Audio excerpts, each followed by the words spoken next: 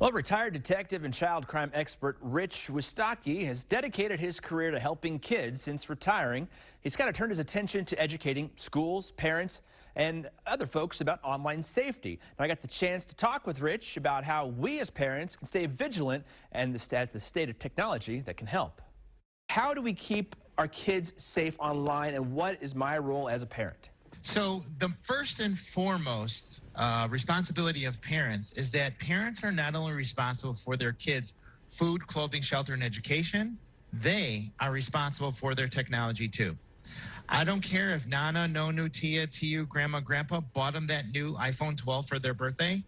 They don't own it. The parent or the guardian allows them to have it. The second thing that parents need to understand is that there's no such thing as privacy for your children. You see, the frontal cortex of their brains cannot handle all the things that are going on social media.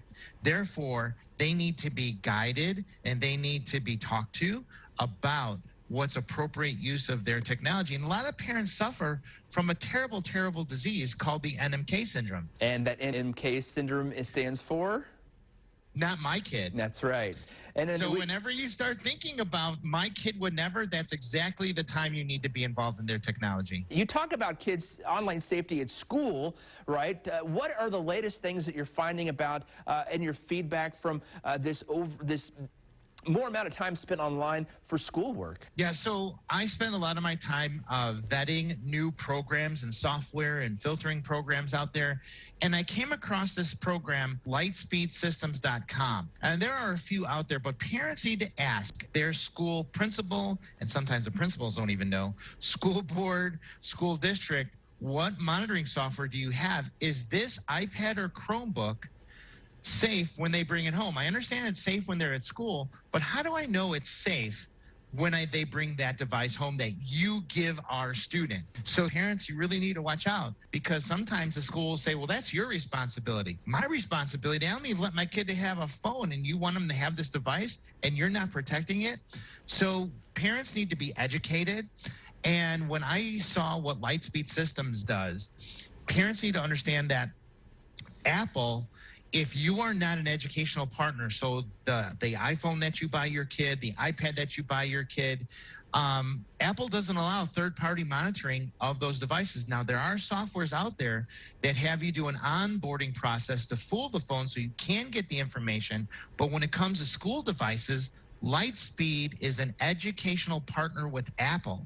So there is real-time filtering and monitoring to keep kids safe on their devices. How exactly is it pinpointing keywords or phrases that can signal inappropriate behavior online? So what I found in Lightspeed is they use AI, artificial intelligence. And based on what the kid is typing or the student is typing to other students, based on what they're searching in Google, based on what they're looking at in YouTube, it puts all this together.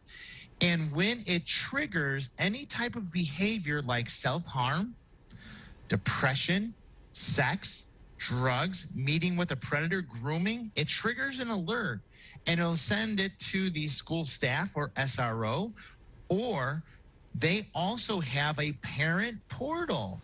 So what happens is parents can create an account and see exactly what their kid is doing over the last 2 weeks on that school device. But again, parents need to ask that question. Are you using monitoring and filtering software like Lightspeed Systems?